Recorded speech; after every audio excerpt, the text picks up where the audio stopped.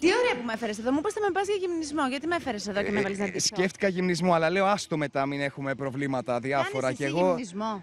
θα έκανα άνετα. Σου έχω βρει όμως ένα μέρος πάρα πολύ ωραίο. Να πάμε μέσα, θα κάνεις λίγο το χαρέμι μου. Ορίστε, σε έφερα στο χαρέμι μου. Είμαι στο χαρέμι σου.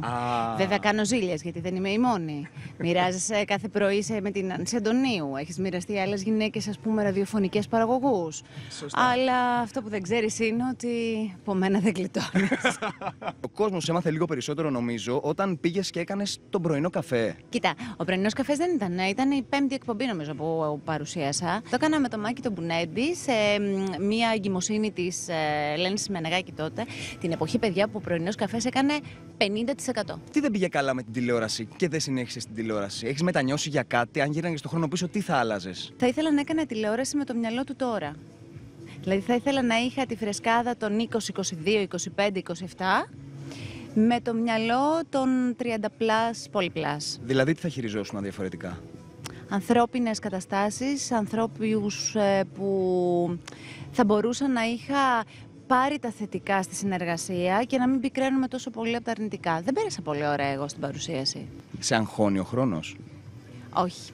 Γιατί όταν με άγχωσε πολύ, με βοήθησε πολύ η ιατρική και φρόντισα να μην αγχώνομαι. Δηλαδή, είμαι κι εγώ από αυτές τις γυναίκες που κάποια στιγμή ξύπνησα και είπα «Ωχ, μόνο καριέρα, ωχ, εντάξει, καλά κρατιέσαι ακόμη, έχεις αυτά που θέλεις, αλλά μήπως πρέπει να προβλέψεις έτσι λίγο, να κάνεις κάτι, να προνοήσεις μάλλον, για να μπορέσεις κι εσύ να γίνεις μαμά κάποια στιγμή».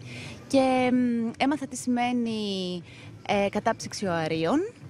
Προχώρησα σε αυτό με τη μανούλα μου στο πλευρό μου και νιώθω πολύ καλύτερα. Και αν έτσι μ' ακούνε και γυναίκες που ζουν κάποιες δυσκολίες, όλα ξεπερνιούνται, αρκεί να θέλετε, να προσπαθείτε, όπως έκανα και εγώ και όπως κάνουμε πολλές γυναίκες. Όταν κάνεις μια τέτοια διαδικασία δεν σημαίνει ότι δεν μπορείς να κάνεις παιδάκι μόνος σου. Μπορείς. Απλά λες ότι κι αν με πάρει μπάλα, κι αν η ζωή μου έχει μια δυσάρεστη έκπληξη, ας έχω προνοήσει. Αυτό και μόνο.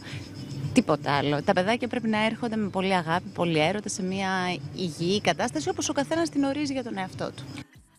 Λοιπόν, πολύ ωραία τοποθέτηση. Παιδιά, πάρα πολύ ωραία τοποθέτηση. Μπράβο. Και μου αρέσει που το λέει και η Γιώτα δημοσίως το θέμα της κατάψυξης των ωραρίων. Όχι ότι είναι κάτι ταμπού, αλλά είναι από αυτά τα οποία ντρεπόντουσαν κάποτε οι γυναίκες να τα αναφέρουν. Ακριβώς. Ενώ πλέον ολόκληρες παρέες, δηλαδή τώρα περάσουμε λίγο τα 30, λέμε μήπως πάμε να κάνουμε μια κατάψυξη ωραρίων. Οαρίων. Και να σου πω κάτι, είναι, επειδή εγώ τη γνωρίζω τη Γιώτα και κάνουμε πολλά χρόνια παρέα, είναι κάτι που τη ρώτησα όταν βρεθήκαμε έτσι. Λέω: θέλεις να το αναφέρουμε? Και μου λέει: φυσικά και θέλω να το αναφέρουμε. Πόσα χρόνια, παιδιά, γίνεται στην Ελλάδα κατάψυξη οαρίων? Πάρα πολλά. Πάρα πολλά. Μπορεί να γίνεται και από το 85. Αλήθεια? Ναι. Σοβαρά. Απλά δεν ήταν τόσο διαδεδομένο και επίσης αυτό που δεν το συζήταγες ή δεν το έλεγες ή δεν ξέρεις. Δηλαδή, αν πάρεις σωστή την πληροφόρηση, ψάξτε το στο Google, υπάρχουν ειδικά κέντρα γι' αυτό. Να πούμε ότι στην Google και στην Apple το κάνουν εδώ και πάρα πολλά χρόνια. Να σε ρωτήσω κάτι. Δεν ξέρω τώρα εάν στο είπε ή αν στο είπε μπορείς να το πεις. Επειδή αυτή είναι θέλω να καταλάβω αν αυτή είναι μια απόφαση την οποία πήρε επειδή το σκεφτόταν γενικότερα ή μετά από μια απόρρια καταστάσεων ή άσχημων σχέσεων, ας πούμε, που μπορεί να τελειώνουν, μπορεί να μην προχωρούσαν στη δημιουργία ενός παιδιού. Είπε ότι ξέρεις τι, μπορεί, ας πούμε, να μην βρω κάποια στιγμή τον κατάλληλο άνθρωπο να κάνω οικογένεια. Ας έχω εγώ προνοήσει για ένα παιδάκι στο μέλλον. Αυτό θέλω να... Της την έκανα την ερώτηση αυτή και η απάντηση που μου έδωσε είναι ότι έχω σκεφτεί την οικογένεια, μια παραδοσιακή οικογένεια όπως τη γνωρίζουμε όλοι, με τη μαμά, τον μπαμπά και το παιδί. Ναι, απλά νομίζω το είπε προς το τέλος της συνέντευξής της, γιατί εκεί ήθελα να σταθώ, παιδιά. Δηλαδή, εντάξει. Όχι να καταψύχουμε ο Άρη και να όποτε μας θυμηθεί να κάνουμε παιδιά μόνοι μας. Η ίδια κοπέλα η Γιώτα είπε ότι εννοείται ότι κάποια στιγμή με τον κατάλληλο άνθρωπο, με πολύ αγάπη, θα θέλει να δημιουργήσουν οικογένεια. Και δεν είναι και καθόλου εγωιστικό αυτό που λέει. Δηλαδή, οι περισσότερες γυναίκες λένε: εγώ θέλω να κάνω ένα παιδί και δεν με νοιάζει τι θα γίνει.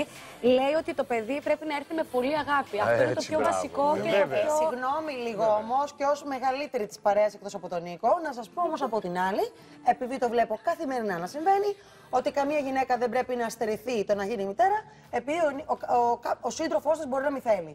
Και το βλέπω συνέχεια αυτό, παιδιά, να είναι φίλες μου που μπορεί όλο και καλά κάνει ο καθένα να λέει: εγώ δεν θέλω να κάνω παιδιά. Να λέει άλλη, εντάξει, αλλάξει γνώμη, γιατί θα με αγαπήσει, θα με ερωτευτεί, Είναι λάθος επιλογή συντρόφου αυτό.